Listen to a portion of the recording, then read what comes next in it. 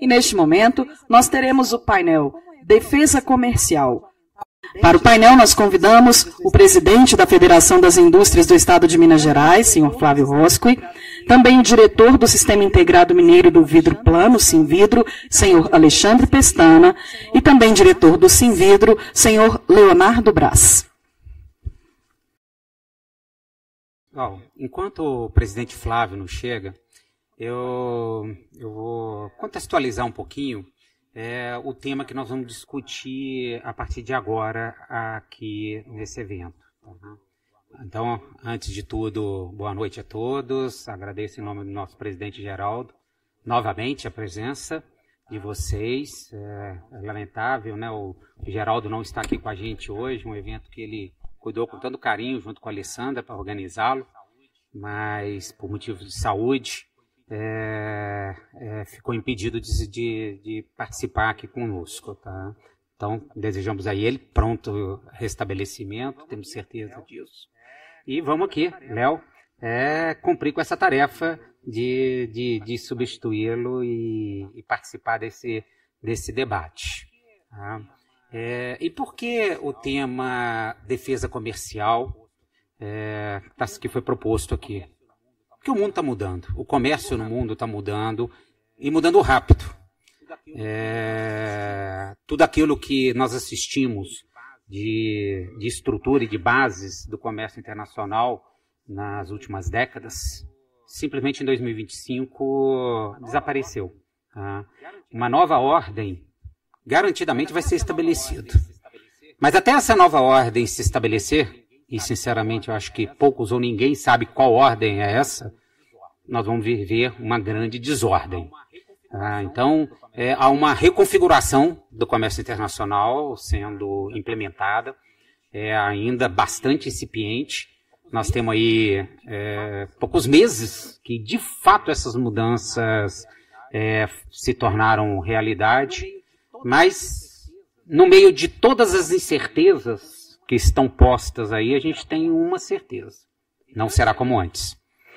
E diante a isso, o vidro, que sempre foi um produto que efetivamente participou das cadeias internacionais, tá? Então nós já tivemos momentos intensos de importação, não tão intensos, mas também presentes de exportação, mas o vidro sempre esteve inserido nas cadeias internacionais.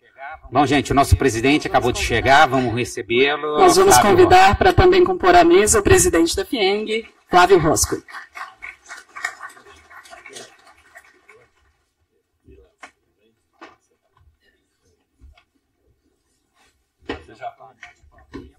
Já estamos, Flávio.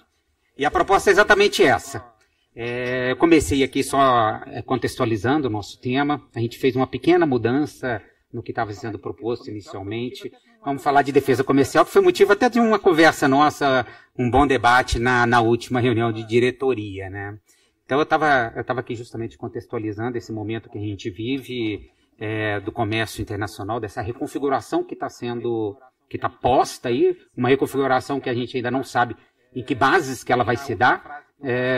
E a última frase que eu falei aqui, presidente, é que no meio de todas as incertezas, a gente tem uma certeza: nada será como antes.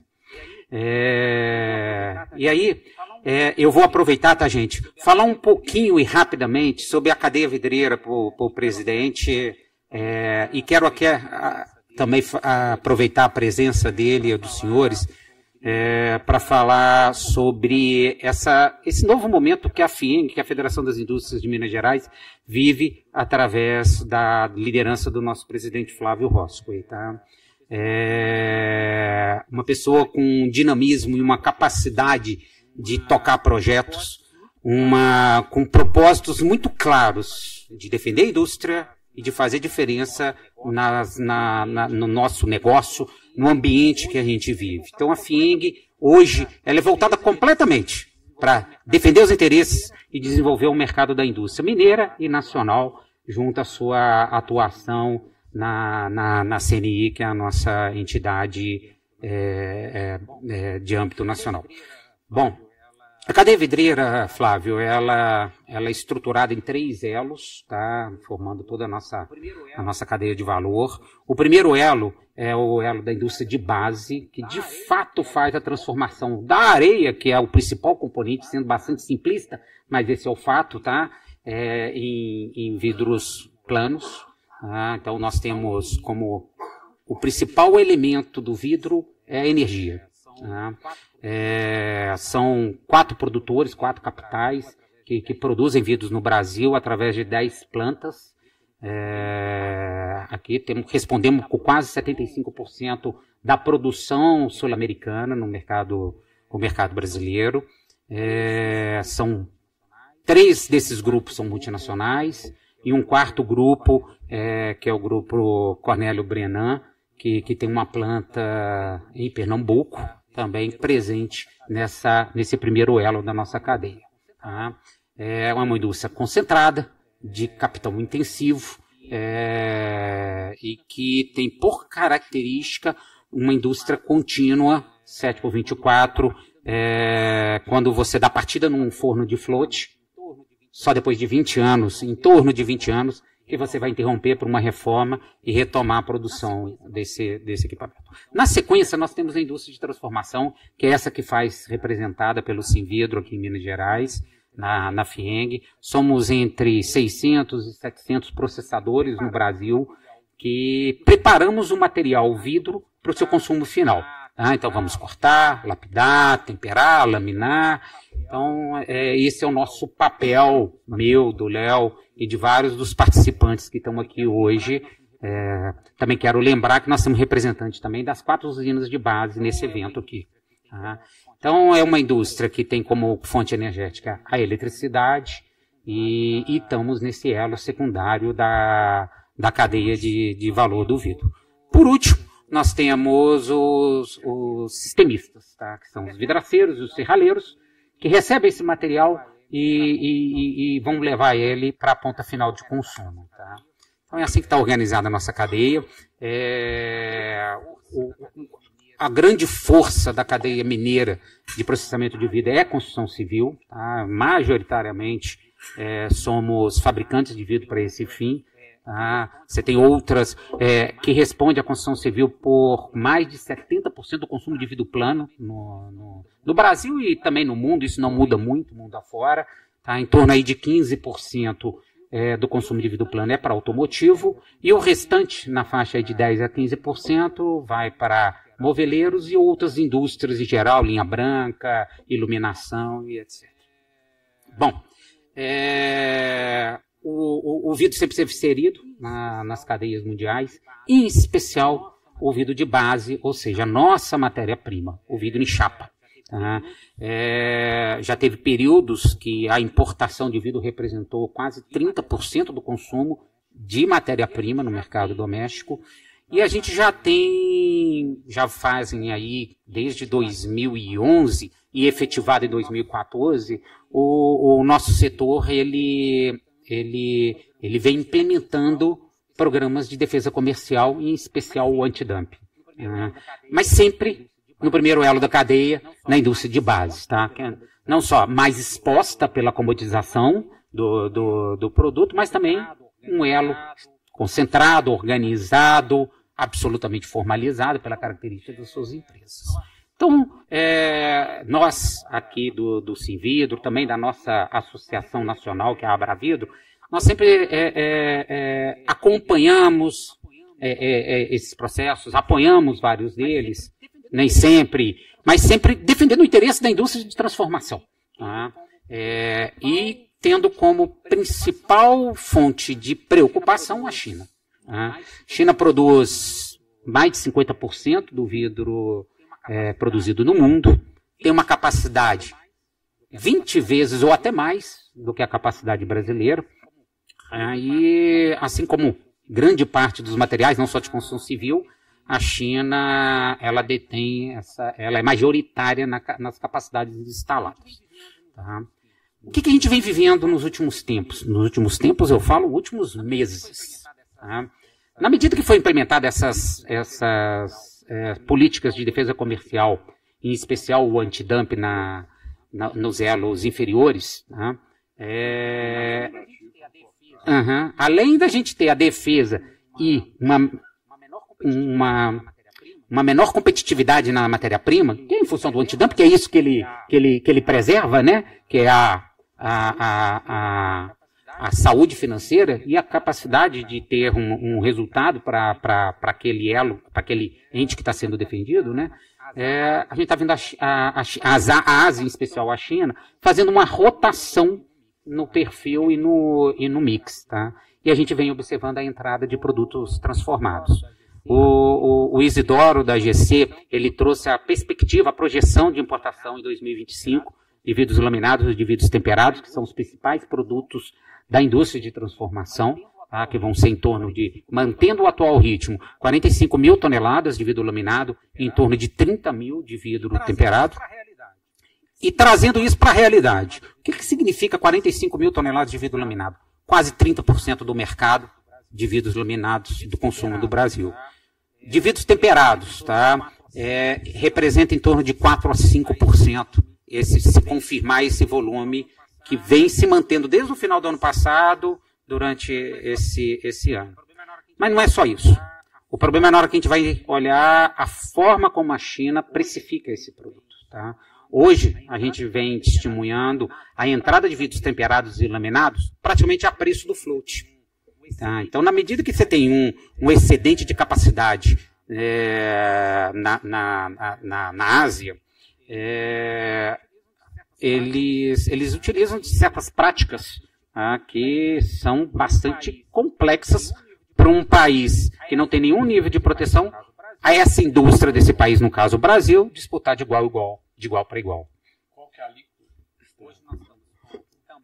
Hoje nós estamos com, também é um outro ponto, a gente conseguiu, junto ao governo, nessa nova lista de exceção do vidro float, da nossa matéria-prima, mas não conseguimos ainda do vidro processado. Tá? Então hoje a alíquota, que eu me engano, está na faixa de 10% de vidro processado e 25% do float. Que esse também é outros pontos. Na medida que essa organização do primeiro elo da cadeia, que também era a base focal das exportações ao Brasil, a gente foi montando sistemas de proteção, foi desestimulando. Tanto que hoje a importação de vidro float, que é a matéria-prima, é assim que a gente designa, ela é a metade do que era no ano passado. E com tendência de queda, é o que a gente vem observando.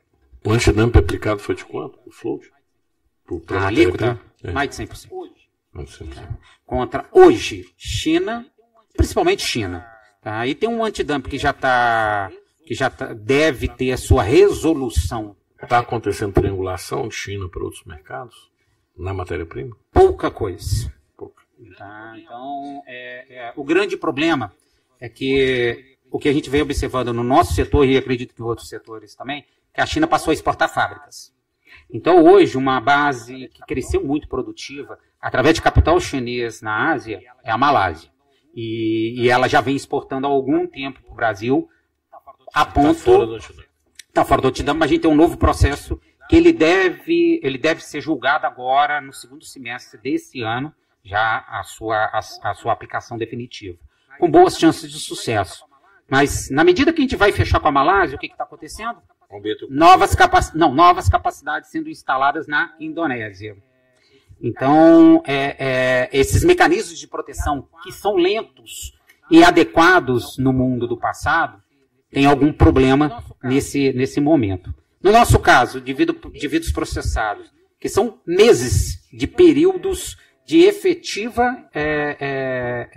entrada de produtos. Até você formar as bases, os períodos necessários para um processo de antidumping, configurar o dano e o nexo, e mais os quase 2 anos que o governo, no mínimo, né, porque há uma enxurrada de processos de antidumping, e todas as mensagens que a gente tem do Ministério da Fazenda é que eles estão com deficiência e incapacidade de tratar todos os processos que estão lá. Então, essa é a preocupação, tá? Que o antidumping talvez esteja lento no mundo de hoje. Foi até a nossa conversa, nossa discussão. A organização também das empresas que estão muito muito inadequado, muito menores do que é o da indústria de base hoje, né? Para poder fazer um pleito forte desse com eficiência. Exatamente. Ainda mais no vidro temperado, que você tem uma participação muito grande desse... Não é uma participação, é um mercado absolutamente pulverizado. No vidro laminado, você tem alguns grandes produtores que, com o conceito da indústria fragmentada, é possível que a gente consiga montar um case. Eu acho que a gente vê com boas e reais perspectivas isso. Fora a questão de alíquotas, etc. Então, desculpa, acabei me alongando um pouco, queremos escutar você, Flávio. Um pouco de como que você enxerga essa mudança do comércio internacional. Vamos lembrar que ninguém está aqui defendendo protecionismo, porque é a concorrência que nos faz ser melhor, tá? Mas concorrência em condições iguais, tá? Então esse é o ponto. Como fazer uma indústria, ainda mais uma indústria de processamento, que sofre com a questão de competitividade no Brasil, em várias formas diferentes, desde o custo da energia, do problema de qualificação de mão de obra e o custo do Brasil, competir com quem não tem nada disso, muito pelo contrário, só tem estímulos, e vencer essa batalha. Então, Flávio, por favor, a palavra é sua. Depois de alguns anos presidente da FIENG, basta umas palavrinhas, a gente já faz a receita do bolo, porque na verdade o caso seus eu já vi algumas vezes em outros setores, em outros segmentos, inclusive no meu mesmo. Então, o Alexandre sabe disso, né? Pode mudar o tema que for da palestra 5 minutos antes que a gente vem aqui, já tem experiência acumulada para tratar de qualquer assunto. Esse assunto de defesa comercial é um assunto que eu particularmente gosto. E enquanto presidente da FIENG, eu tenho uma característica, eu não falo o que as pessoas querem ouvir, eu falo a verdade. E a verdade é de acordo com o cenário. Porque pelo menos quando eu estou dando a verdade, ninguém está tomando decisão com base em esperança, que é difícil de ser aplicado. Isso às vezes para quem está envolvido no processo é doloroso. Com o Alexandre a gente teve uma discussão na diretoria. E claro, quando você está vivenciando o seu problema, é o seu problema. O meu problema é o problema dos outros, né? Mas eu estou aqui presidente da FIENG porque eu tenho essa sensibilidade, porque eu quero ajudar todo mundo, mas eu não posso ignorar os fatos. Então, vamos aos fatos, né? Primeiro ponto é o seguinte: de fato, o fato de ser um movimento recente prejudica o setor no tempo da resposta. Porque para comprovar o dano, o nexo causal, você precisa eventualmente fazer uma análise mais profunda. Mas, obviamente, que o cenário atual é um cenário disruptivo. Então, você tem argumentações que, num período de estabilidade, você não teria. E essa, inclusive, foi a linha da minha conversa com a secretária de Comércio Exterior na sexta-feira, com a Tatiana Prazeres. Eu tentei encontrar com ela em Nova York, mas quando eu cheguei, ela tinha saído. Eu já estava com a agenda marcada. Eu já tinha tido com ela e com o vice-presidente Alckmin no mês de, se não me engano, março ou abril, eu tive uma conversa sobre o tema de defesa comercial. Não sobre um setor, sobre vários setores, mas até então a guerra tarifária não estava tão desenhada como está hoje, né? Bom, mas já demonstrando ali a urgência de medidas mais contundentes. Vamos lá, esse governo é pouco propenso, na minha leitura, a fazer medidas unilaterais contra a China. Medidas unilaterais é a guerra tarifária. Mesmo porque a China é o nosso principal player comercial, mesmo que não seja de exportação na área industrial, mas é na área agrícola. Então, nós temos que enfrentar com um cenário político, na verdade, e um governo com orientação política muito mais alinhada à China do que ao próprio Estados Unidos. Eu estou falando do cenário real. Quer dizer, qual que é a ameaça que nós estamos discutindo? Impedir um acordo de livre comércio da China com o Brasil. O que está na mesa hoje, na discussão, é o governo que faz um acordo de livre comércio. Nós vamos, pelo amor de Deus. Eu estou discutindo qual que é o prato que está sendo servido. Aí eu tenho que discutir isso. Bom, se o prato está sendo servido ao acordo de livre comércio, qual a possibilidade de uma medida unilateral? Se o Lula está lá com metade do ministério, mas não sei quantos presidentes de poder, não sei das quantas, fazendo ali. Eu queria que fosse diferente, mesmo porque o meu setor padece há mais tempo que o seu. Vocês estão há meses, o meu tem 20 anos. Eu estou na minha terceira ação antidumping do meu segmento de indústria fragmentada. E a primeira já está na renovação. Né? Foi aplicada lá atrás, em outros governos, em outras circunstâncias, de indústria fragmentada. Então não é que é impossível fazer de indústria fragmentada. E aqui vocês têm um ativo até melhor, porque vocês têm os produtores de base que podem ajudar nisso. Onde é que eu estou dizendo? Os produtores de base, primeiro, já têm experiência do processo. Segundo, eles são parceiros do processo, porque uma alegação da cadeia muito justificada, olha, a cadeia, a base da cadeia está protegida. Nós temos que proteger a próximo elo da cadeia, sobre pena de matar a cadeia. Mesmo que o movimento seja recente, qual que é a base? Vocês têm 4, 5 grupos que estão na base. Esses grupos podem indicar ali 1, 2 clientes de cada um em cada região que possam representar a indústria fragmentada. Empresas mais formais, têm os dados consolidados, etc. E você consegue, num curto espaço de tempo, com o apoio dessas empresas que podem também arcar com o processo antidumping. E essa é a minha sugestão, que as indústrias de base banquem o processo antidumping. Isso eu já fiz para a minha cadeia jusante. Se a gente conseguir no tecido de poliéster, já está prometido para o setor de vestuário que nós vamos bancar o processo dele. Claro que nós não somos 4, igual vocês 4, 5. Somos muito mais, mas 4, 5 é muito mais robusto do que muito mais. Mas a gente já está no elo seus. A gente é um sanduíche. O meu segmento é meio sanduíche igual aos seus. Embora alguns segmentos você faz desde a matéria-prima até o final. Mas algumas cadeias não. No caso do poliéster, que é o tema em questão, nós temos os fabricantes dos fios texturizados de poliéster, que seria o básico aí, que é quase uma indústria petroquímica, seria o básico aí do setor de vidros. Né? Então, dá para organizar no curto prazo. E o que eu estou defendendo junto ao governo? Vamos estabelecer o direito provisório, porque o momento é totalmente atípico, é hora de conceder todos os direitos provisórios. Porque nós estamos no meio de uma guerra comercial com desvio de comércio. Nós precisamos de deixar de defender medidas unilaterais? Não. Mas nós temos que ter consciência que é baixa a probabilidade nesse cenário contra a China. Eu não poderia falar diferente de vocês. Eu poderia estar sendo simpático aqui, gente boa. Sai todo mundo feliz pro jantar, vamos comemorar, happy hour. Uhul! Né? E aí, gente promover até expansão. Falar, não sei o que, nós vamos fazer aquilo, porque vai vir a medida unilateral. Vocês tinham que ter eleitor do presidente da FIEM, não fui eu. Então, ninguém vai jantar hoje com muito apetite. Mas tem esperança. Não é que não tem. Tem. Só não vai ser para amanhã. Não é que não vai dar, vai dar. Não é que não vai dar, vai dar. Depende de quem? De vocês. A articulação que for necessária, a força política, nós vamos fazer o trabalho. Mas depende de vocês. Vocês o quê? Ter algumas vítimas interessadas em serem peticionários. Que claro, vai dar trabalho. Aí o que eu recomendo?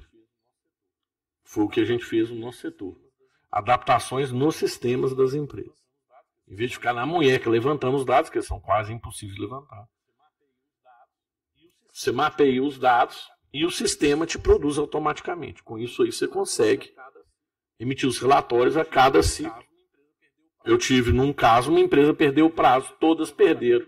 Tiver que fazer todo o levantamento de novo. Você imagina o cara que for alguns na munheca lá atrás, em 2014, fazendo os levantamentos, dos peticionários não conseguiu emitir o relatório. Os outros todos fizeram. Imagina falar para os outros todos, vocês vão ter que fazer tudo de novo, porque mudou o trimestre, mudou a base. Vocês têm que mudar todo o relatório. Você imagina o ânimo na tropa. Né? De um trabalho que todo mundo sabe é descomunal. Quando a gente passou a fazer a adaptação no sistema, o trabalho, que é pesado, ficou muito mais leve de ser carregado. E se alguém perdeu o prazo, é muito ruim, mas não é o fim do mundo. Né? Porque basicamente, se alguém perder o prazo num processo dele, é quase que o fim do mundo, porque ninguém se envolve conjunto, não vai poder. E aí tem outra solução para isso também. Porque o que o MDIC vai pedir é que você tenha na indústria fragmentada, a gente vai lá, tem uma conversa, vamos caracterizar como indústria fragmentada, que é. E aí o que vocês já podem fazer agora, desde a gente fazer o grupo, é contratar o estudo para o IEM, por exemplo, para comprovar que é indústria fragmentada. Enquanto isso, vocês vão levantando recursos, conversando com os etc., procurando os peticionários, mas já vai fazendo o levantamento. Tem quantas empresas, quantos setores, etc. Quando vocês estiverem com tudo pronto, já está comprovado que é indústria fragmentada. A gente vai lá e leva. No MDIC, olha, nós vamos apresentar como indústria fragmentada. Vocês têm alguma crítica, alguma ponderação a fazer? Qual é? E aí apresenta o case. E aí vão brigar pelo direito provisório. O direito provisório é muito mais rápido que o final do projeto. Processo. Né? Não vou dizer que ele vai ser concedido, mas tem chance. E o contexto atual é significativo. E como há um incremento muito grande dos números, nós podemos falar aqui, ó, nesse momento está acontecendo. E se a gente souber selecionar os peticionários, claro que se vocês falarem que eu falei isso, eu mato. Né? Não adianta você falar assim, a empresa do Léo topa, ele quer ser peticionário, ele quer ser vítima. Vem aqui que eu vou ser vítima. Só que o Léo está dando um EBITDA de 30%. O que vai acontecer? O que vai acontecer? Não há dano. Vai falar, Léo, você quer ser vítima, mas fica para a próxima. O que são quem teve queda de receita? Quem teve queda de lucratividade? Pô, isso todo mundo sabe o seu resultado. Você não precisa esperar, botar na turma aqui e fazer para descobrir que a consultora vai dizer, não vai dar dano, porque esses caras aqui estão lucrativos demais. Não. Vocês vão selecionar quem está enfrentando problema de venda, quem teve queda de resultado, quem teve não sei o quê. E aí faz a triagem. Vocês não precisam de 700, vocês são 700 no Brasil. Você precisa de 10. 10 para ter o reserva. Vocês precisam de as principais regiões produtoras, 1 ou 2 de cada. Como indústria fragmentada. E aí vocês têm um reserva, porque esse cara que não vai dar conta, não vai entregar, vocês têm que ter um reservinho de cada área. Aí vocês vão lá para me dizer, nós vamos apresentar 6 peticionários. Que nós somos fragmentados aqui.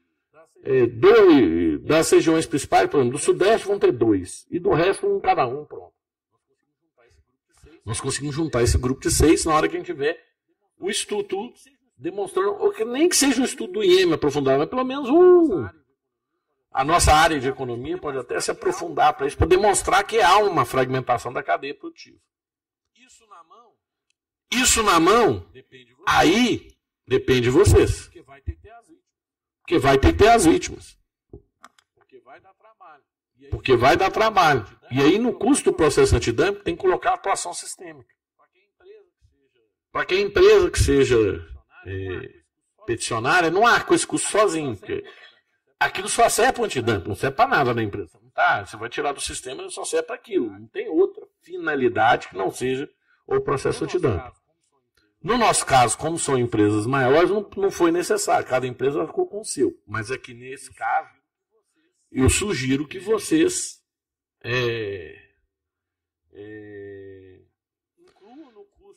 incluam no custo do processo antidumping a adaptação sistêmica, que também não é tão caro. Que também o sistema, se tiver um nível mínimo ali de qualidade, ele já vai ter um conjunto, é só uma adaptação. E eventualmente pode ser que outros setores já fizeram com aquela empresa que ela até tem um modo, né? Vai vender de novo, mas pode ser que ela já até tenha. Não é uma coisa normal de ter, não. Né? Mas pode ser que. Aí vocês me falam, as empresas que até vejo no nosso, tem alguma dessas que já fez para o nosso segmento, mas aí é a mesma coisa.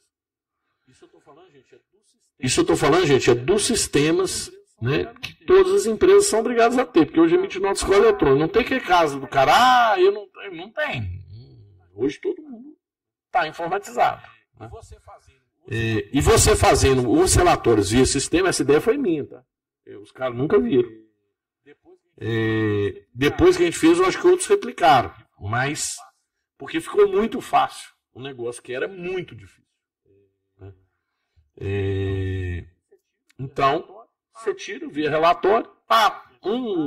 Lá perdeu o prazo, não vai dar, nenhum reserva supriu. Você vai rodar no outro mês, vai perder 3 meses. Tendo isso, o direito provisório, eu estou nessa discussão não para o meu setor, estou nessa discussão para todos os setores. E nós temos fundamento hoje para exigir o direito provisório. E outra coisa, não é unilateral. A China não vai falar que está sendo atacada, porque não está. Nós estamos usando a regra do OMC. Ninguém está usando a regra do OMC. Quem é que vai bater? Porque antes tinha pudor de usar antidumping, não sei das quantas. Não, peraí, nós somos bonzinhos, nós estamos usando a regra da OMC. Né? E até o comércio com a China, na minha leitura, ele não é tão estratégico sob a ótica da gente ter medo, porque a gente não vende, a gente é comprado. O que a gente vende para a China precisa. É que a gente não sabe usar esse direito. Mas, na verdade, essa é a realidade. Né? Nós só vendemos matéria-prima essencial para o processo produtivo da China, onde eles agregam muito valor. E eles não têm players para substituir isso. Pelo contrário, o único concorrente que a gente tem ou é a Austrália, no caso do minério de ferro, ou no caso da agricultura, é os Estados Unidos. Entre nós, os Estados Unidos hoje, nós estamos bem na fita. Então, na prática, de maneira concreta, na minha leitura, há espaço sim para antidumping. É mais simples a organização, vai depender de vocês entender isso como uma prioridade. Há dano, porque se você já está com 30% no laminado e 5% no temperado mais difícil, mas no laminado a participação de 30%, de uma cadeia que começou agora, é muito relevante. Vocês estão me perguntando, eu estou falando. Dá para provar aqui, com as empresas certas, com dados adequados, que já há dano e há necessidade de direito provisório. Porque sair de 0 para 30 em meses, tem que aplicar agora, porque daqui a pouco é 100% do mercado. Então dá esse senso de urgência. Entrar na TEC, na lista de exceções, é uma possibilidade, dá para trabalhar. O que eu falei com o Alexandre e com o Geraldo é que aí você vai ter que tirar alguém. Né? Então aquela briga de força. Para entrar sai na lista de exceções. Se for na lista de exceções. Então você vai ter que tirar alguém. Então vai ter que ter mais força política ou mais emergência para tirar alguém na lista de exceções do Brasil. Dá para fazer? Dá para fazer. Então tem mais de um caminho? Tem. Você pode pedir uma aplicação unilateral contra a China? Pode. Probabilidade de 0. Eu nem pediria, porque você perde tempo. Quem você vai ficar estudando? Enquanto está estudando isso, não vai estudar mais nada, porque está estudando isso, só vai te enrolar. Você vai ficar naquele negócio. Exceção na lista, ok. São quantas NCMs? De produto transformado com exposição, 2. Então são 2. Vocês estão pedindo 2% da lista de exceção. Mas eu pediria só do laminado. Deixa o temperado para lá. Vocês estão entendendo, gente? Pede um. Porque 1 de 100 é muito mais fácil que 2 de 100. Se eu vou falar não, falar não para os dois. Pede um, você está pedindo metade. Ele tem que contemplar lá que você fala, eu sei que é difícil, eu pediria para os dois. Mas no bom senso, eu estou pedindo só para esse. Se sair, você já ganhou um fôlego até onde dá. É possível? É possível. É um caminho? É um caminho. O outro caminho é o antidumping, que eu acho que vocês têm que começar hoje. Mesmo que ele seja plano C. Porque começando hoje, ele vai dar certo lá na frente. Mas tem boas probabilidades e tem indicadores positivos. Sabendo escolher quem? Quem, gente? Os peticionários. Os peticionários que vão participar fornecendo os dados. Vão dar o termo adequado. Né? Por que eu chamo de vítima? Na verdade, são aqueles que são os verdadeiros doadores para o setor. Né? Porque no setor todo mundo chora, mas na hora de ir lá apresentar o dado, fazer levantamento, ninguém quer. Eu estou falando que eu sou peticionário. Então, na hora que você vai reunir lá com o seu time, tudo fala, de novo. É isso aí, de novo. Se ninguém for dar o sangue, não tem. Então, se ninguém doar sangue no hospital, ninguém recebe transfusão. Concorda comigo? Então, alguém vai ter que doar sangue. Aí, isso eu não posso fazer por vocês. Nem o Alexandre, nem o Léo. Nem aqueles que a empresa vai bem, muito obrigado, crescendo aí a 3 dígitos. Não dá. Vocês estão entendendo? A empresa tem que estar ali. E eu sou peticionário do meu processo, só escolheram uma empresa para visitar a minha. Isso faz parte do processo. Mas olha só está visitando uma dos peticionários.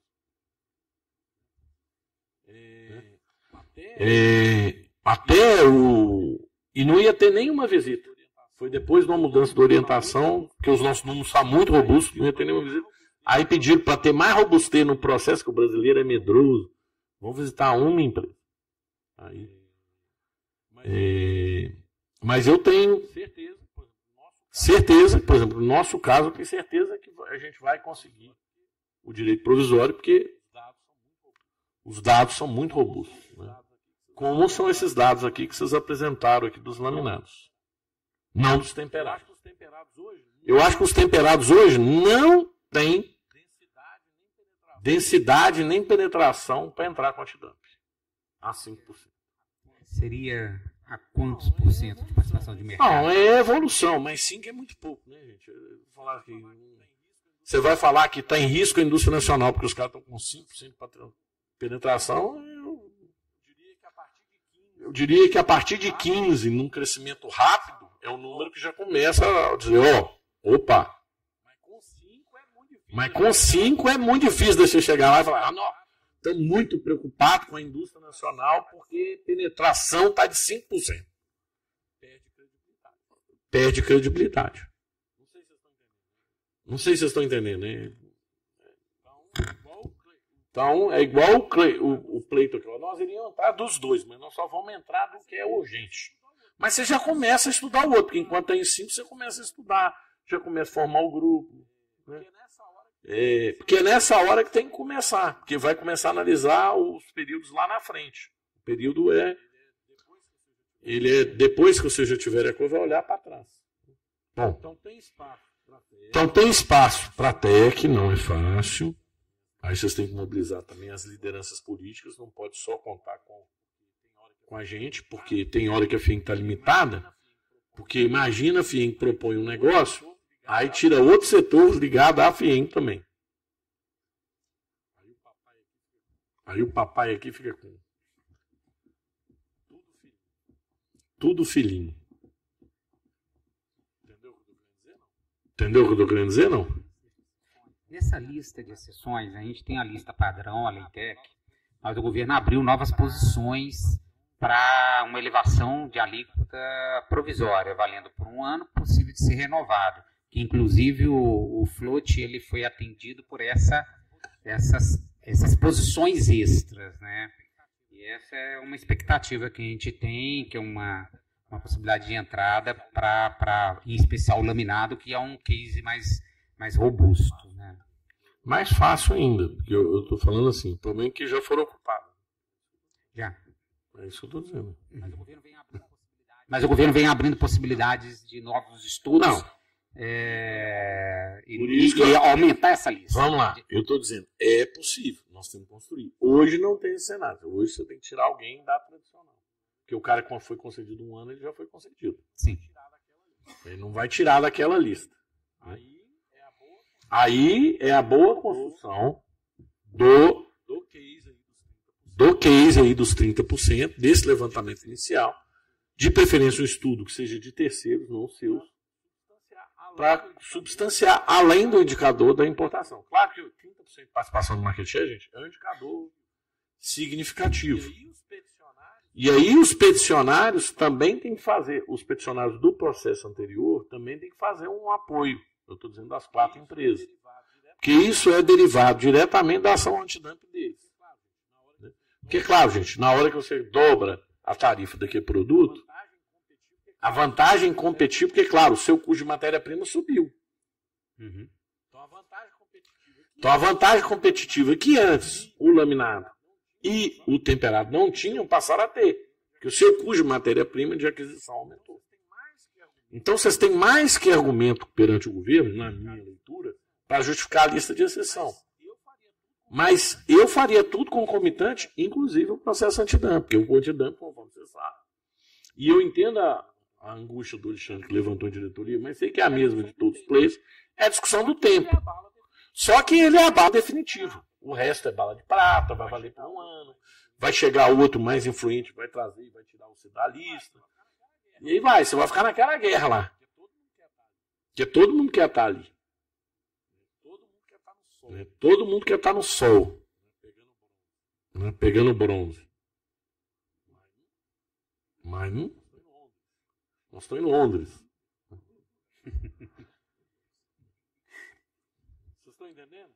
Vocês estão entendendo? Não tem sol para todo mundo. Então é aquele cobertor curto. E agora que está na guerra comercial, a briga por esse cobertor vai aumentar. O antidumping você não está concorrendo com ninguém. Você tem direito, é técnico, o governo não pode falar nada, está no MC, é regra, pá. Você vai ter que ter um trabalhozinho político ali na hora do interesse público. Ponto.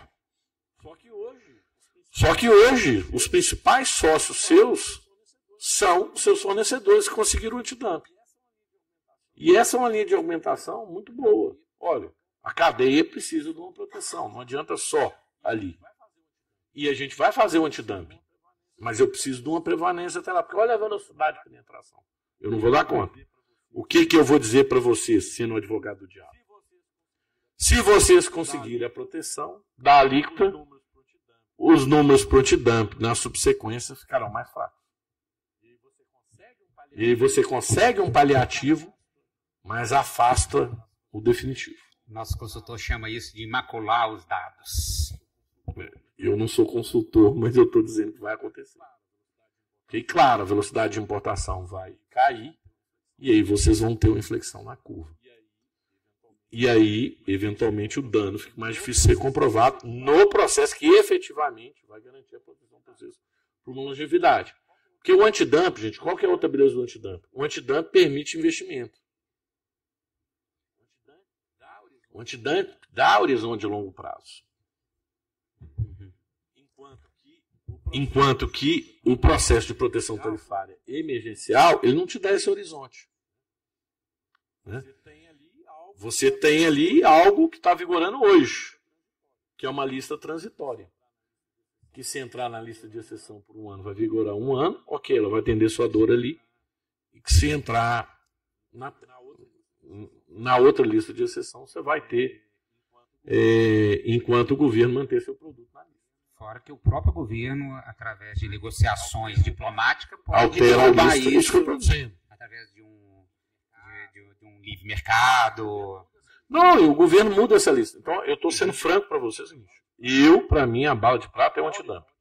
Ela dá horizonte de médio e longo prazo para as empresas, para investimento, perspectiva. Ela arruma efetivamente o setor. Claro, eu não deixaria de pedir essa alíquota adicional, porque vocês estão com uma curva muito rápida de crescimento. Eu acho que dá para pedir, mas já alertando que pode ser que atrapalhe. Se a alíquota for bem sucedida, vai atrapalhar o antidumping. Se não for tão bem sucedido, vai reduzir a velocidade, mas não vai impedir. Vai ficar bom para o antidumping, mas vai dar mais um fôlegozinho. Então, eu tentaria as duas coisas, mas jamais deixaria o antidumping de lado. Pelo contrário, daria foco nisso, construiria o case, porque o MDIC está sabendo o que está acontecendo. Né? Ninguém ali é bobo. Né?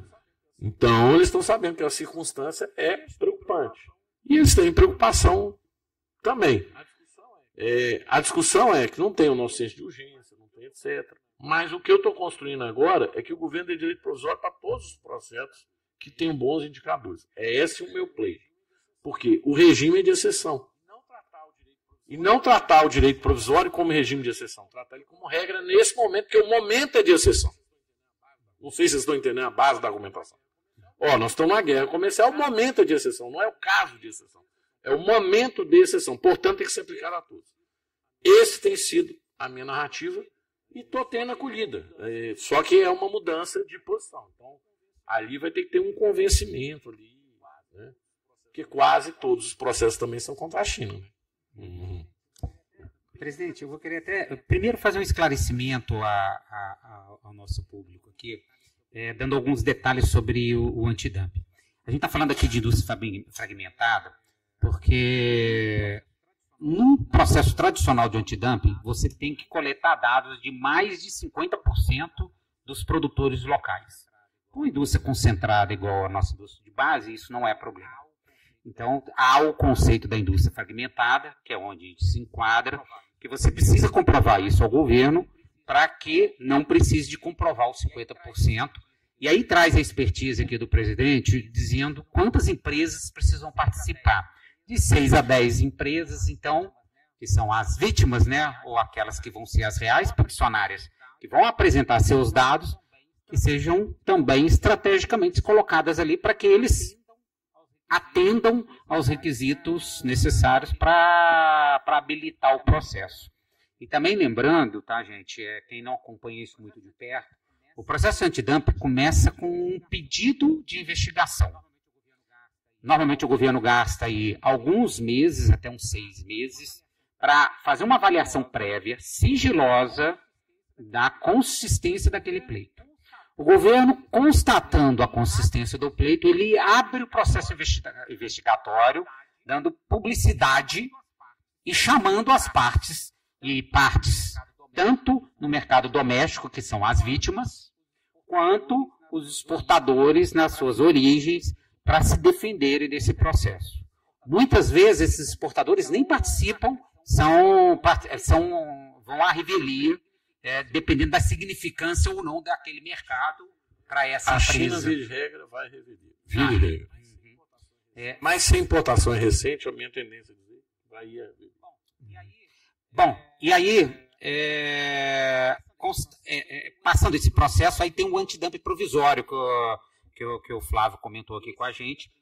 Esse, pela primeira vez, não foi atendido na nosso atual pleito contra, vou falar Malásia, que é a principal origem que nós estamos buscando defesa.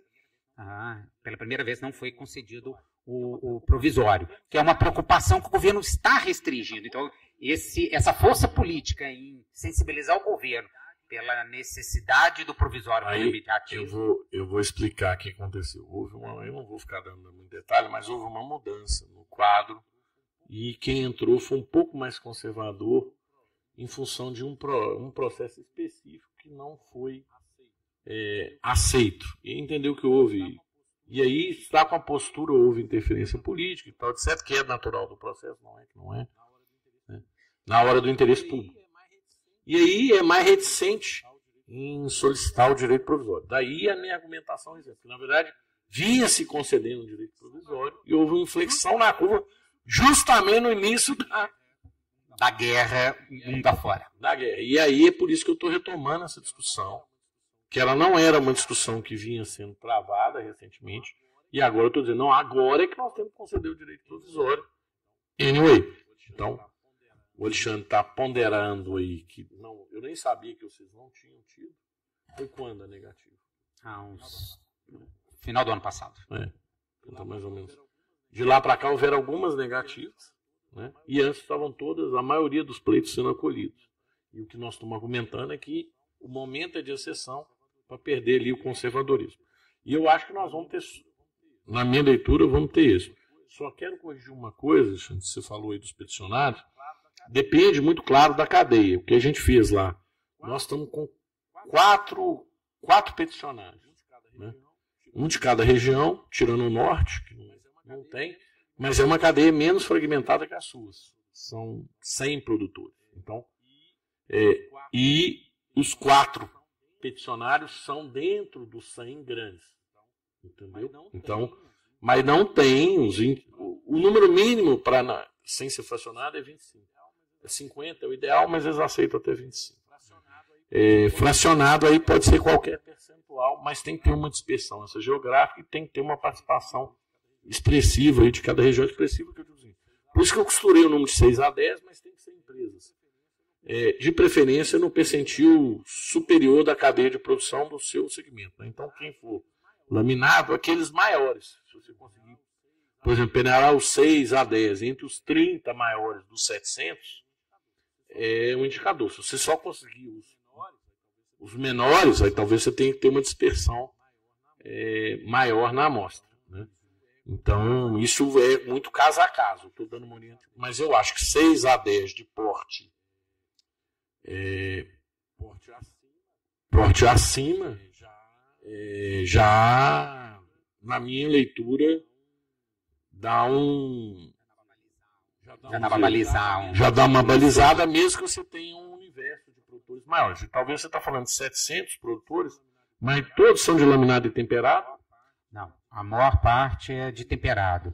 De laminado, nós devemos estar falando de uns 100 produtores no máximo, menos até. Então você pode trabalhar. Então você pode trabalhar com 5. Se você conseguir os maiores, laminado, se for 100, aí na minha leitura já dá para trabalhar com 5. E aí, deixa eu colocar aqui também uma informação, principalmente para os senhores. Na quinta-feira passada, nós tivemos uma assembleia lá na Abravidro. E aí, só detalhando, a Abravidro é a entidade nacional que representa os processadores de vidro, com a presença do presidente da Abividro, que é a entidade que representa a usina de base. Tá? Então, há uma grande expectativa da gente conseguir montar dentro desse conceito que o Flávio está passando aqui para a gente, um case consistente para o laminado. Então, isso é real. Vamos lembrar que as usinas de base também produzem laminado, né, boa parte delas. Isso ajuda em dar consistência, não só a expertise, como também o próprio volume e representatividade no todo. Então, o laminado é algo que as expectativas são melhores. E o fato também de já ter um volume expressivo. Tá? Também quero aproveitar e salientar... E também quero salientar, e dentro do que o Flávio falou, alinhado com isso, a manifestação absoluta do presidente da Bividro, de apoio aos antidumpings, inclusive financeiro. Tá? Não é barato, nós estamos falando aí na casa de 1 milhão ou milhões, tá? Para que você contrate tudo, isso nós estamos falando só na contratação, fora os esforços das empresas para produzir os dados. Tá? Mas a Bividro... Porque vamos lembrar, né, gente? Cada 1 metro de laminado, cada 1 metro de temperado, que a gente não produza e seja atendido por vidro importado, é 1 metro a menos que a indústria doméstica vai produzir e vender no mercado doméstico. Então, o interesse deles não é indireto, é direto nessa defesa comercial. Tá? Agora, o que é importante, está sendo dito aqui, é o temperado.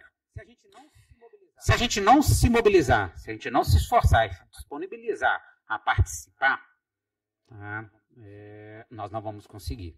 Tá? Então, é importante. Não dá, no caso da geração desses peticionários do temperado, que aí a participação é nenhuma ou quase zero das usinas na fabricação desses produtos, se a gente não se entregar, tá? E não dá para terceirizar, nós vamos ter que mobilizar nossas empresas, tá? Dispor a trabalhar para esse fim, a receber uma visita por parte do MDIC. Vamos lembrar, não é Receita Federal, não é Receita Estadual que vai lá, são técnicos de comércio internacional de um departamento específico dentro do Ministério da Fazenda, que vão lá para fazer o estudo, para verificar se os dados previamente apresentados fazem parte da realidade contábil daquela empresa. Né? Então, se a gente quiser a defesa comercial, e de fato a gente vai precisar aí de melhorar o case no sentido de volume, porque 5% não faz dano. Tá? Também eu acho que vale a pena, Flávio, só rapidamente passar por isso.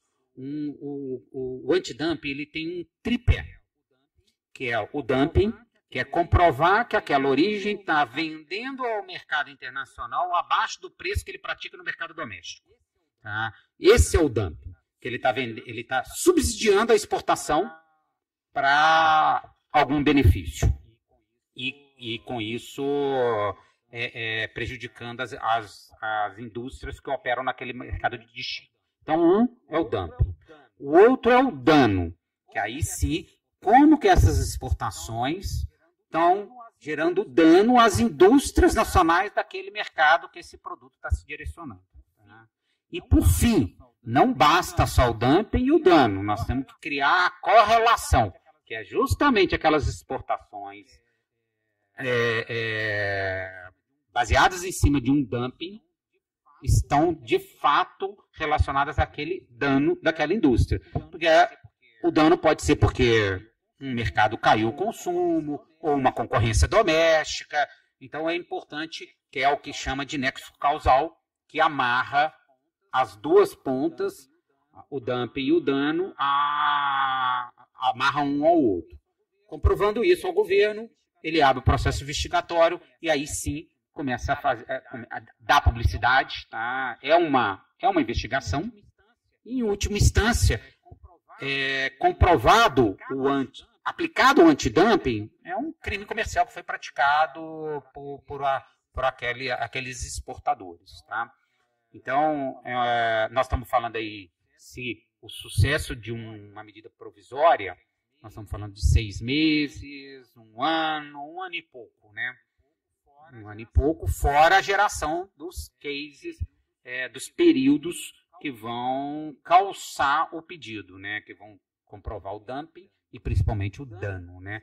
O dano, você consegue uma janela mais estreita, né, para trabalhar, você não precisa de uma série tão longa, você pode pegar um período específico, com uma quantidade de empresas específicas, que você consegue, que atende os requisitos da investigação, né, presidente? Então, na sua ótica... Eu acho que o Carlos Silva está melhor do que eu achei no início, né, quando eu tive o conjunto de informações. Já tem várias coisas já adiantadas. O financiamento já está em tese costurado, embora todos do setor, que o governo não olha só os peticionários, ele vê que houve apoio do setor ao processo. Então você pode fazer uma cota mais baixa para aqueles peticionários que não são peticionários, mas para as empresas participantes do setor. Vamos supor, se 50 contribuírem com R$2.000, você mostra o engajamento do segmento na ação, mesmo que eles não sejam peticionários. É relevante. Além disso, vão pedir também apoio dos sindicatos estaduais, né, das entidades que eu acredito que vocês vão ter, todos fazendo carta. Uma outra coisa muito positiva é que, como nós estamos falando de um tecido de importação relativamente recente, os elos aqui dentro, a restrição no mercado interno é pequena. Então haverá pouca mobilidade política dos atores, porque eles são muito recentes no mercado. Perfeito. Quando você tem cadeias consolidadas, que tem 10, 15 anos de importação, eles já tem estruturas robustas de importação, distribuição, de relação comercial, que vão usar de força política para impedir. Então, isso tudo é muito favorável. O que, essencialmente, é ruim é só no caso do temperado, que vai demorar um pouco mais, mas ele dá tempo de organização, porque o laminado já está com 30%, na minha leitura está mais que suficiente. Então, olhando assim um overview, está melhor do que eu esperava. E também tem outra coisa que pode ser pedida, mas é uma coisa que eu estou pedindo desde 2019, no próprio governo Bolsonaro não consegui, que é a volta do mecanismo, eu não gosto, que na verdade o governo tinha parametrizado preços para alguns produtos onde havia subfaturamento em algumas cadeias produtivas. Eu não sei se é o caso seus, mas acontece muito em indústrias fragmentadas, onde os importadores baixam ali artificialmente o preço da importação para pagar menos impostos na importação e simulam ali uma fraude.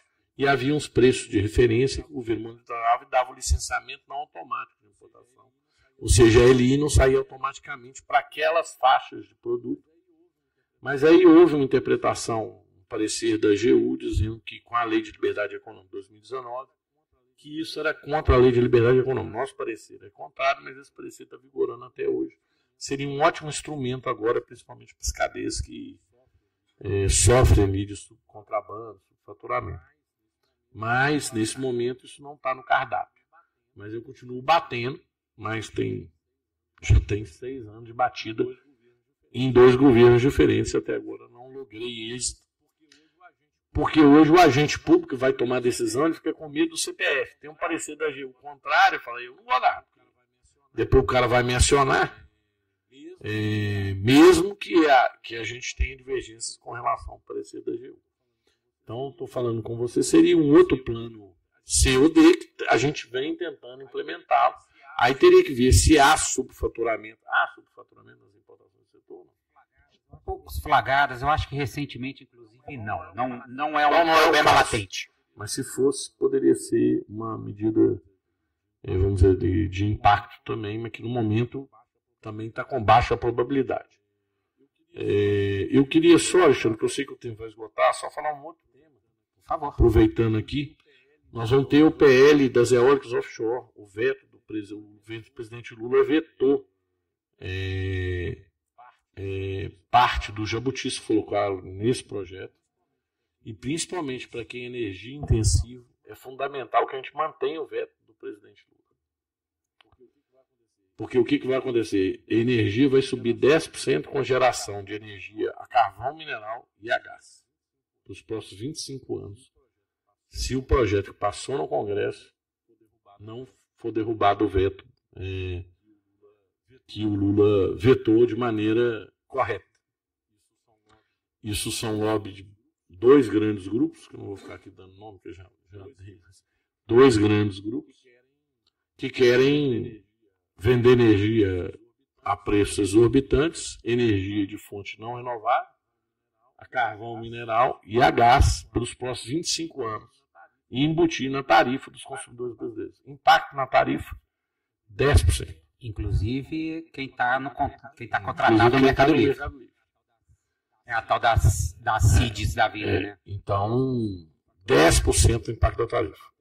Né? Se a matéria-prima sua usa energia, não precisa explicar o que vai acontecer com o preço. E é 10% até 2050. E o setor industrial vai pagar duas vezes. Quem vai pagar esses 10%, e depois, quando vier a lei da descarbonização, da compensação dos créditos de carbono, de acordo com o volume de emissão de CO2, por tonelada você vai pagar um X por tonelada. Se a matriz elétrica não é renovável, ela vai emitir CO2. Se ela vai emitir, você vai pagar de novo. Então você vai pagar os 10% de aumento. Então você vai pagar 10% a mais para uma energia suja, que depois vai ter que pagar para limpar, provavelmente em 2029, 2030. Então, a partir de 2030, é líquido e certo que vai ter o imposto do carbono. E você vai pagar de acordo com a emissão. Como você consome energia, a matriz da energia sujou, você vai pagar mais. Então, nós vamos pagar duas vezes essa conta. Então, esse negócio é um absurdo. A gente está fazendo um trabalho muito grande com a bancada, a FIEM tem liderado isso. Mas é a mobilização de cada um, com seus deputados, com sei o quê. Porque a turma que está empurrando com muita força. Porque são 500 bilhões de reais nos próximos 25 anos. Então, é um interessezinho de 20 bilhões de reais por ano. E vender energia de usina, no caso de carvão, já depreciada. A R$700, mamãe, eu quero esse negócio. Vamos lembrar que para entrar no pool. O PLD está na faixa de 200 a 300. Né? E contratada preferencialmente, a primeira a ser contratada. Se tiver sobrando energia, vai contratar. O PL está desse jeito. O pior é isso. Hoje no Brasil não precisa de energia. Essa energia tem que contratar unilateralmente e ser paga. Ou seja, é na tarifa mesmo. E como eu quero ainda manter o apetite de vocês, a gente ainda tem a medida provisória do governo Lula. Essa aí, de um lado ele está do lado certo da força, do outro ele está contemplando mais 22 milhões de brasileiros com a isenção da tarifa de energia, botando na conta de quem? Mercado Livre. Todos os demais, inclusive a indústria. Como a indústria é mais ou menos 50% do consumo de energia, mais 10% do aumento da energia. Então 10 mais 10 são 20. Outros 10, fora o ônus da... Só que uma é medida provisória do governo, medida provisória com fins eleitoreiros, e o outro, o veto, é contra grupos de interesse na energia. O primeiro é pior para nós, tá certo? É pior do que o segundo. Porque o primeiro, você vai concentrar a renda em dois grandes grupos e vai sujar a matriz de energia brasileira. É ruim para a indústria como um todo. O segundo, pelo menos, nós vamos pagar uma conta, mas pelo menos o consumidor vai ter um dinheirinho a mais. Se ele não jogar em bet, ele pode comprar vidro. Eu estou dizendo isso. Tecido também, presidente. Tecido também, eu estou só aqui o tema aqui, viu? Então, claro, todos os dois são muito ruins, nós vamos brigar contra os muito dois, mas o primeiro ainda consegue ser pior do que o segundo, tá certo? Presidente, me confirma uma informação.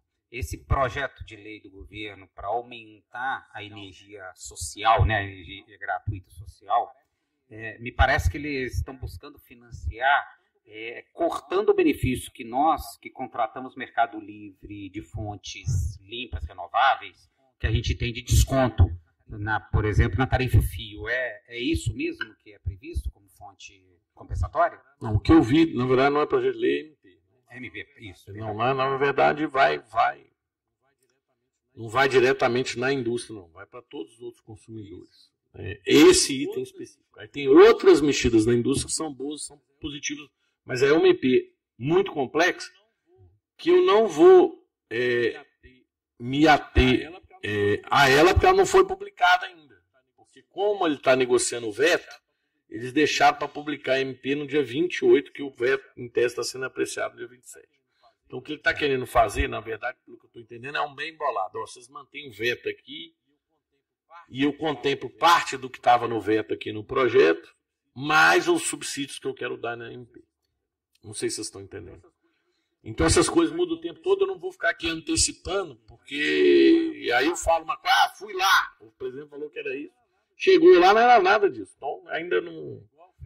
É igual o feto pré-natur, né? Eu tenho que esperar nascer, que não nasceu ainda, está lá na barriga. Pode ser que seja aquilo, mas o que está hoje desenhado, pelo menos eu presido a Comissão de Infraestrutura da CNI, na verdade era esses 22 milhões de consumidores iriam ser bancados pelos demais, pessoas físicas e jurídicas, todos os consumidores, com mais um dos subsídios da CDE.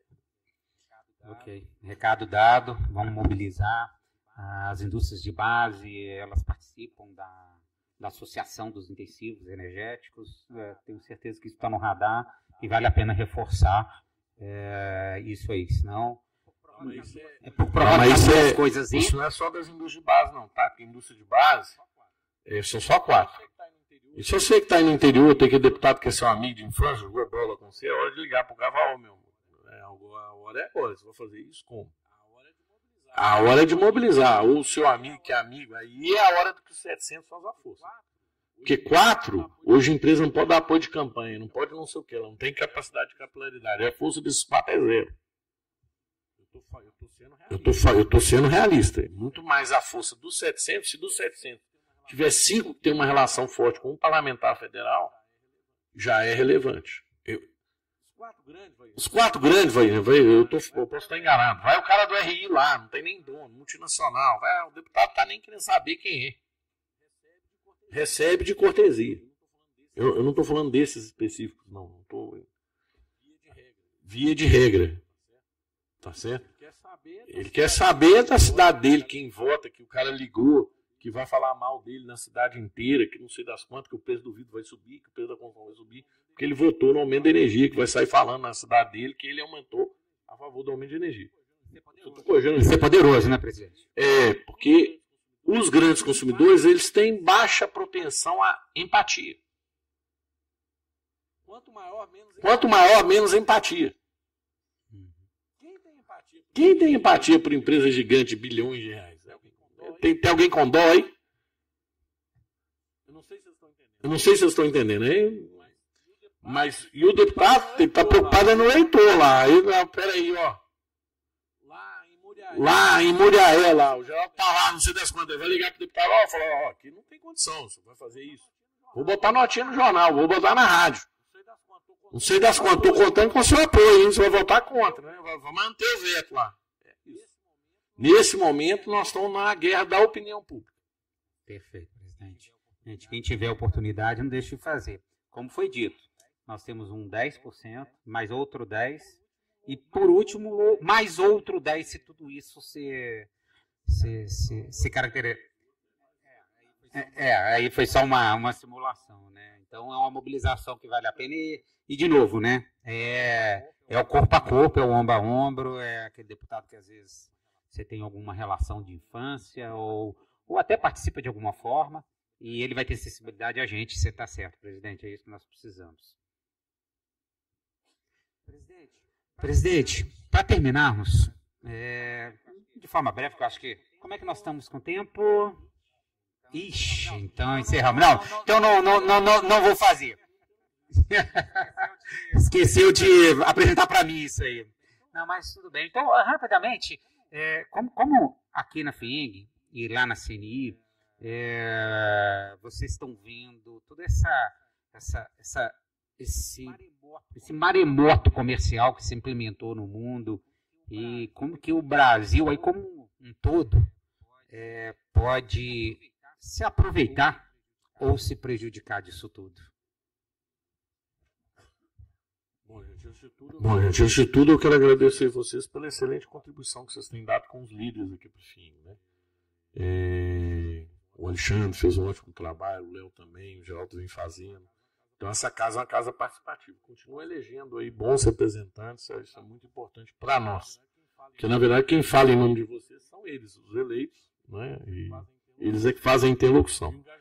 E o engajamento de cada um no sindicato é fundamental, porque a força do sindicato é a força da união. Eu tenho falado isso. E a gente, empresário, acha que vai resolver o problema do Brasil dentro da empresa da gente. Não vai. Estou falando isso aqui de maneira muito clara. Quem ocupa o espaço público é quem pensa exatamente o contrário do que vocês acham que é importante para o Brasil. E vocês vão continuar reclamando em casa. Ou na sala de jantar, ou em festinha, ou no barzinho. Não adianta. Nós temos que ocupar o espaço público. E quem aqui não tem tempo? Levanta a mão. Levanta a mão, gente. Quem não tem tempo? Eu tenho tempo. Tempo é prioridade. Tempo é prioridade. Eu tenho tempo, eu estou aqui com vocês.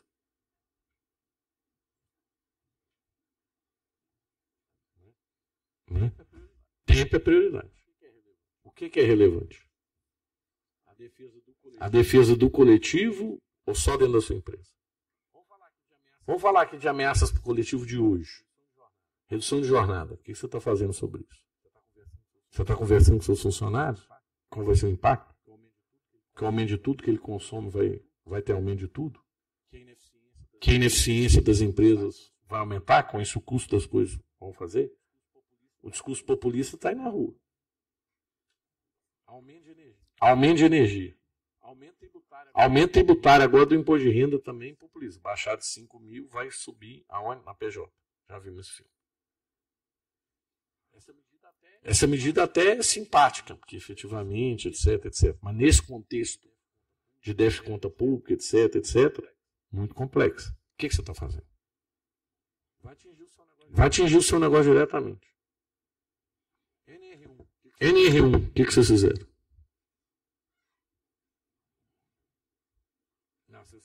Não, vocês fizeram. Vocês prorrogaram por um ano, que a FIENG foi lá e conseguiu prorrogar. Mas e aí, vai entrar em vigor daqui a um ano. Lista das doenças psicossociais. Dependendo do seu setor, depressão, acidente de trabalho presumido. O que vocês estão fazendo? Vocês estão trabalhando dentro da empresa de vocês, né? 100% do tempo. Enquanto isso, quem está trabalhando contra, está 100% do tempo fora da empresa, a empresa não tem empresa. Criando dificuldades para vender facilidades. E você está fazendo o quê? Então deixa essa reflexão aqui, eu já vou responder a pergunta. Que é muito importante. Né? Esse engajamento do coletivo ele é fundamental. E não acha você que é problema do Alexandre, do Léo, do Geraldo, não. É problema de todo mundo, é problema do cidadão brasileiro. Você concorda com o que está acontecendo com o Brasil? Você concorda com as coisas? Esse é o problema. O ambiente de negócio está ficando melhor ou pior? A nossa competitividade está aumentando ou diminuindo?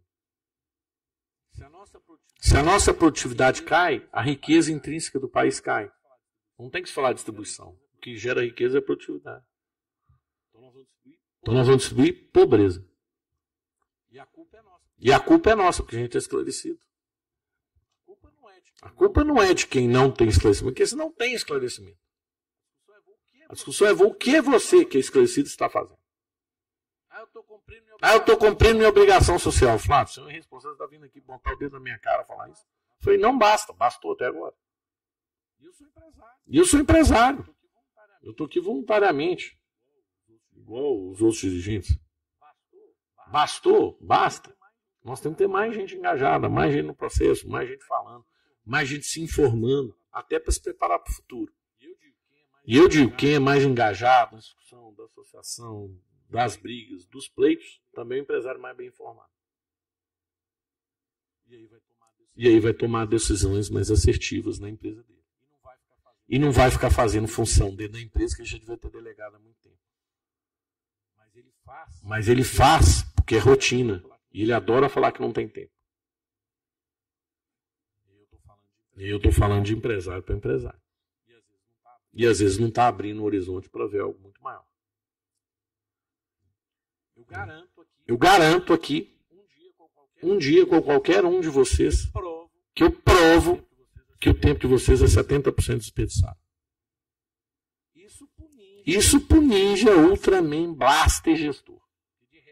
Que de resto é 90%. E eu provo. E vocês podem encher o dia de coisa para fazer.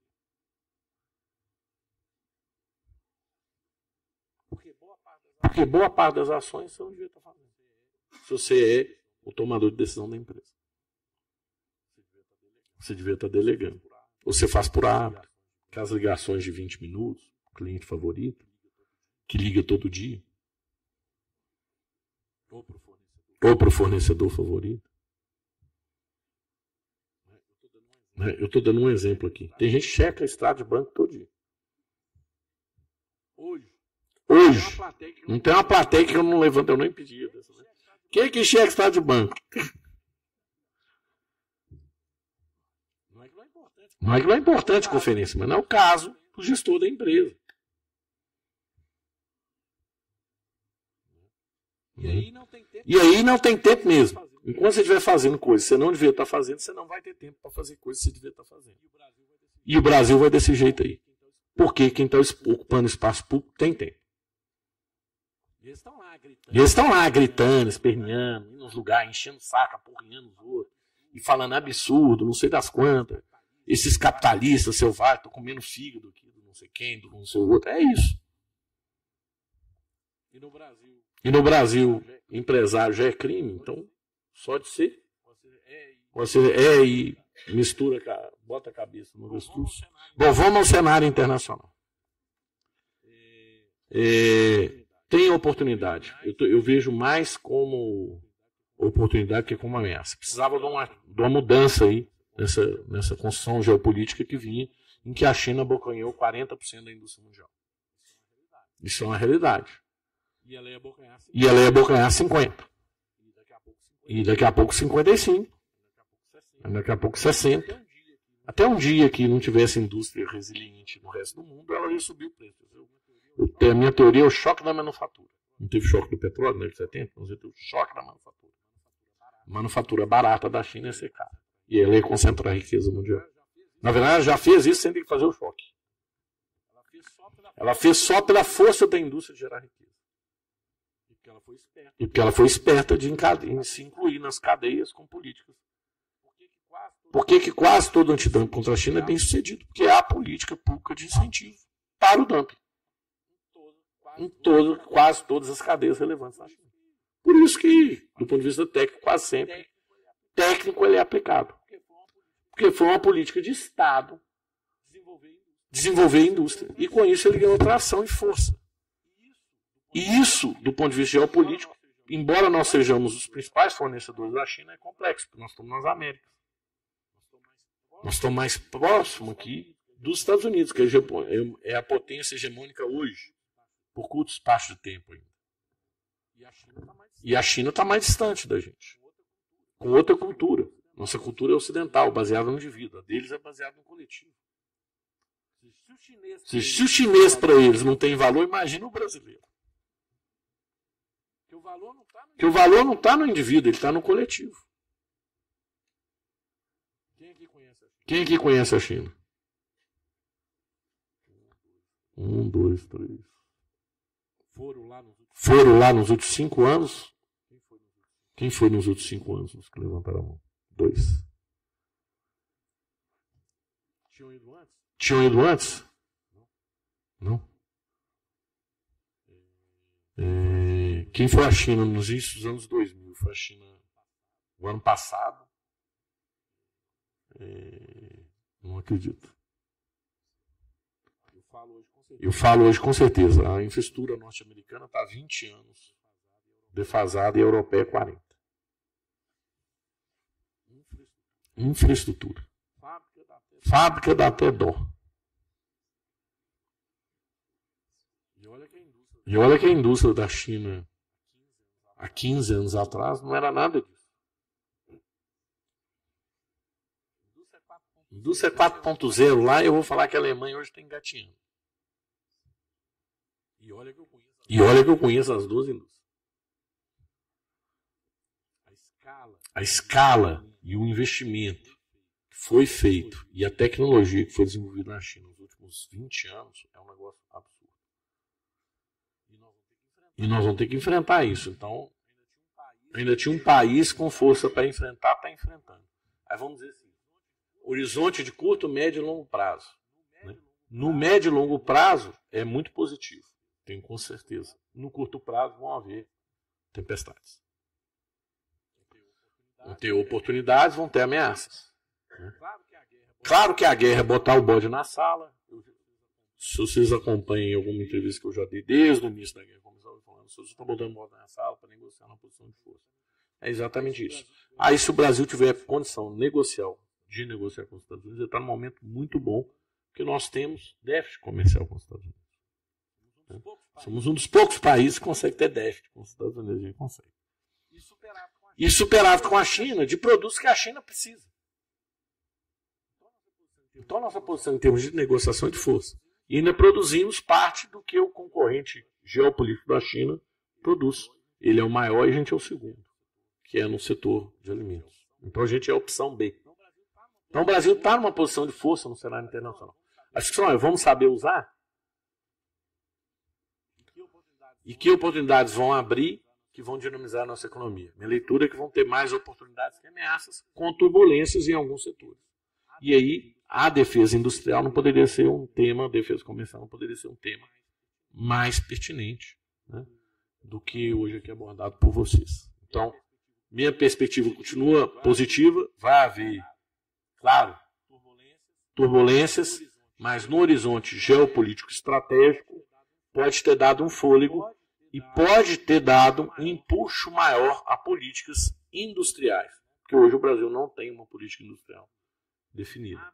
Então, abre espaço aí para a gente copiar outros países e fortalecer aí alguns elos da nossa indústria, na minha perspectiva, e vamos ter aí turbulência no cenário, mas a turbulência também pode ser positiva, porque mexe.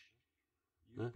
E o pior, eu não sei quem conhece aqui a síndrome do sapo fervido, é que o sapo, se você coloca ele na panela, esquenta a temperatura aos poucos, ele morre cozido, ele não pula.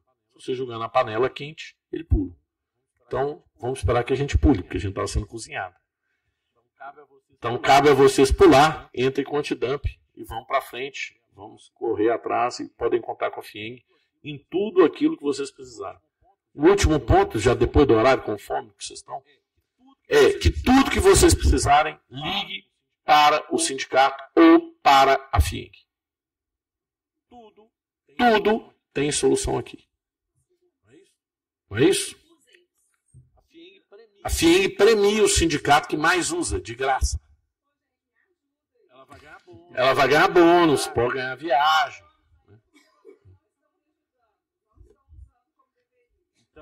Então, esse é o único lugar, nós estamos aqui para fazer a defesa de interesse de vocês. Tem uma equipe tributária maravilhosa, meio ambiente excepcional.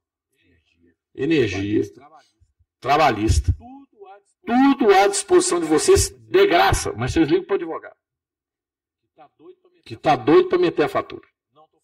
Não estou falando mal contra advogado, não mesmo, porque eles merecem ganhar. Mas aqui você tem uma consultoria isenta que não tem nada a ganhar com isso, pode te dar orientação, inclusive, para você não ter processo. Gratuito. Vocês não usam por quê? Todo mundo que é associado ao sindicato tem direito. Se não for, não tem, não. E o sindicato não passa nada para a gente, não. Passa. O que a gente quer é fortalecer o associativismo. Então, quem é associado ao sindicato tem um atendimento gratuito em qualquer área, qualquer especialidade.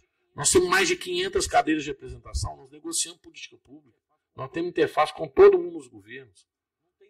Não tem escritório de advocacia com 1% da nossa expertise, dos nossos contatos, e que veem em temas pertinentes a todo mundo. Eles veem a política pública sendo construída, interface com a política pública.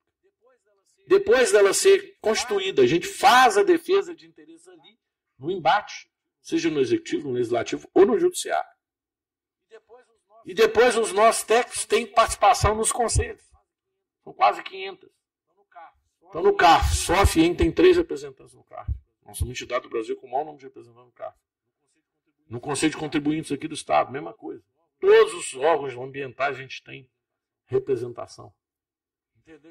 Entender de tudo que está acontecendo na dinâmica, tudo que está acontecendo em todas as áreas. Fora a interface com o executivo permanente.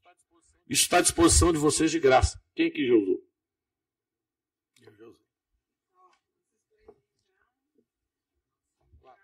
Quatro. Só chorar. Ninguém tem problema aí, né? Eu estou falando, gente. É de graça, à disposição. O atendimento é na hora. Estou falando mentira. Tem mais de 100 profissionais especialistas nas suas áreas. À disposição de vocês. Atendendo. E vocês não estão usando. Né? Então, tem alguma coisa errada. E é qualquer problema, de multa ambiental, a qualquer assunto. Né? Orientação. Qualquer assunto. Primeiro o telefone tem que ligar do sindicato ou da FIENG. Para qualquer assunto. Com isso eu encerro, viu, gente? Presidente Flávio, queria agradecer a sua participação. A gente sabe que o senhor falou aí que tem tempo, mas a gente sabe o tanto que seu tempo é disputado, e dedicar esse tempo para a gente essa noite aqui foi especial para o nosso evento. Obrigado aí pela participação. Assim, eu agradeço também a presença de cada um de vocês, pelo tempo também dispensado aqui com a gente, principalmente aí para os CEOs das indústrias de base, os altos executivos aí da indústria de base que estiveram presentes. Isso é motivo de ciúme aí das outras entidades regionais que não têm esse acolhimento aí com frequência. Obrigado, quarto ano com todo mundo presente aqui. Aproveitem o finalzinho da noite aí, que todos possam ter uma boa noite, aproveitem o coquetel. Obrigado aí pela participação de todos.